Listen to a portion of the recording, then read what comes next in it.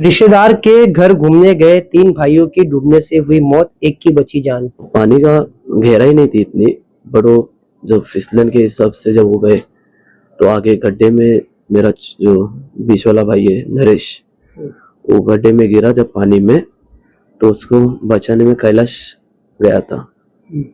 कैलाश और नरेश को दोनों को बचाने में, जिसको तैरने आता था आकाश कांबळे करके, वो तक बाहर नहीं आ पाया, इतना डीप था। और जब इन तीनों को डूबने हुए देखते हुए जब मैं अंदर गया था, और मेरे को जब बाहर आया, मुझे नहीं पता, पर मैं पानी जब बाहर आके जब होश में आया, कोई नहीं था बाजू में सिवाय मेरे चाचा के, बड़े चाचा के, और कोई नहीं था बाजू में। जब मैं देख रहा हूँ मेरे भाई लोग नहीं रहे, वो डूब गए थे। जैसा वो गलत नेगेटिव सब बोल रहे कि हमने बचाया, अगर वो बचाया, मुझे बचाया होता तो मेरे 3 भाई भी तो मेरे बाजू में ही थे ना, तो उनको क्यों नहीं निकाल पाए वो गाँव वाले। मुंबई टीवी, हर खबर सच के साथ। मैं हूं जैन सैद, आप देख रहे हैं मुंबई टीवी। रत्नागिरी के एक जहां नदी थी वहां गए घूमने लोगों की कहीं ना कहीं बुरी तरीके से दर्दनाक मौत हो गई और परिवार में मातम सा छा गया है। ये मामला तब सामने आया 10 तारीख का। बताया जा रहा है कि 4 भाई जो कि अपने रिश्तेदार के घर गए थे और उसी दौरान वो वहां पर एक नदी में गए और नदी में जाने के बाद काफी इंजॉय किया। इंजॉय का वीडियो भी सामने आया है, मगर अचानक से 3 भाई की मौत हो जाती है, जिसमें एक भाई की जान बच जाती है।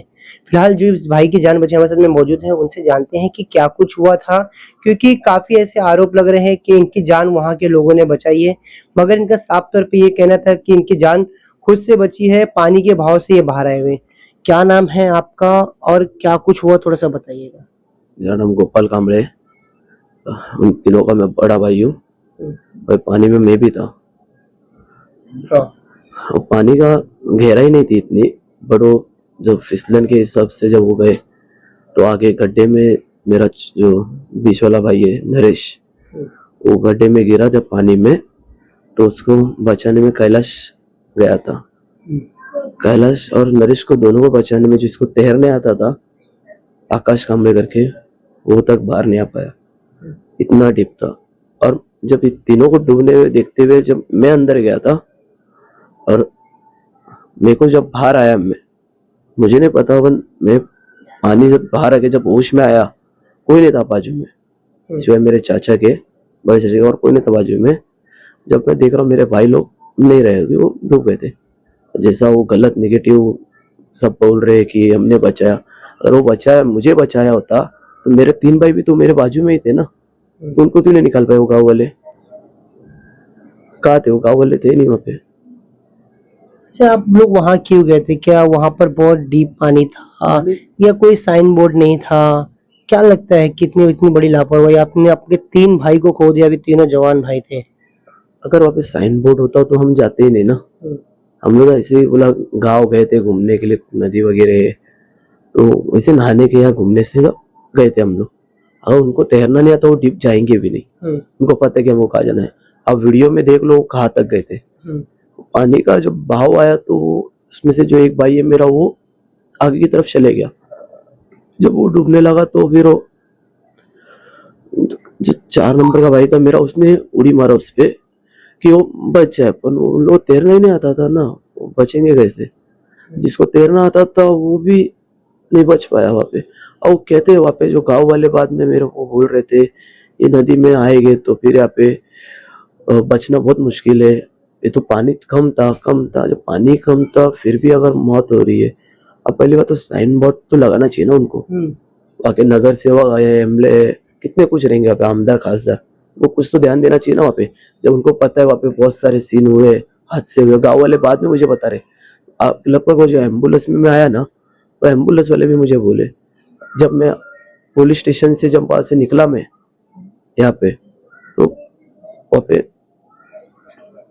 वो जो रिक्शा वाला वो भी बोल रहा है कि मेरा जीजा भी वहीं पे गया था भाई, वो वापस नहीं आया।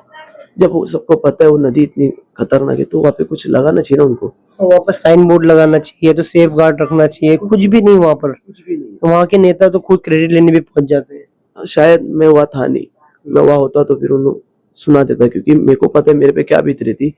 मैं पुलिस स्टेशन पे था, क्योंकि वो पुलिस वाले ने मुझे बोले थे कि आपको एफआईआर वगैरह जो देगा वो फॉर्मेलिटी वो पे क्लियर करना था मुझे।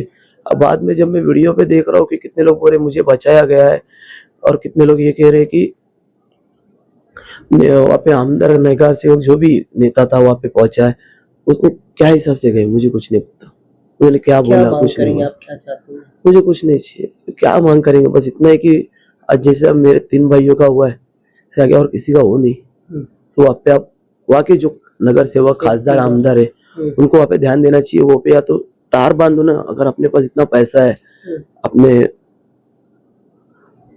मंत्री लोग के पास, या फिर अपने जो अपने टैक्स में के पैसे में से बोल रहा हूँ मैं, उसमें से करो ना, आप तार बांध दो ना। अभी आज 3 गई, उसके पहले कितने सारे गए वहाँ पे। तो लगातार जो जगबूढ़ी नदी है वहां पर इस तरीके के हादसे होते हैं और इस हादसे में कई परिवार के लोग जान गंवाते हैं। ऐसे में जब कभी भी किसी के परिवार में एक मौत हो जाती है तो उसके घर पे मातम का पहाड़ टूट जाता है, मगर यहाँ पर 3 भाई को इन्होंने खोया है, जो कि पूरी तरीके से यही समझ सकते हैं कि आप बीती लगातार एक ही समय पर 3 भाई को खोना काफी, और उनकी नजर के सामने ही इस तरीके का पूरा हादसा हो जाना बेहद ही दुखददायक है ये घटना। और इस घटना के बाद से लगातार कहीं ना कहीं वहां के नेता जो क्रेडिट लेने पहुंच रहे हैं, काफी शर्मनाक हरकत है ये उनकी, और यहाँ पर वहां पर उन्हें पहुंचकर सेफ्टी के लिए ध्यान देना चाहिए, डेंजर बोर्ड लगाना चाहिए, मगर किसी भी प्रकार की कोई प्रक्रिया अभी तक शुरू नहीं की गई है। लगातार वहां पर इस तरीके के लोगों की मौत होती है। फिलहाल अब देखना ये रहेगा इस पूरे मामले पर जो महाराष्ट्र के मुख्यमंत्री है देवेंद्र फडणवीस जी, वो क्या कुछ संज्ञान में लेते हैं। हालांकि इनसे मिलने यहाँ पर या तो इनका कोई भी दुख बांटने कोई नेता नहीं आ रहा है, कोई कुछ नहीं, बस आसपास के लोग इनका दुख बांट रहे हैं। अब ऐसे में देखना ये रहेगा ये जो खबर है मुख्यमंत्री तक पहुंचती है और उसके बाद में क्या कुछ इन्हें मदद की जाती है।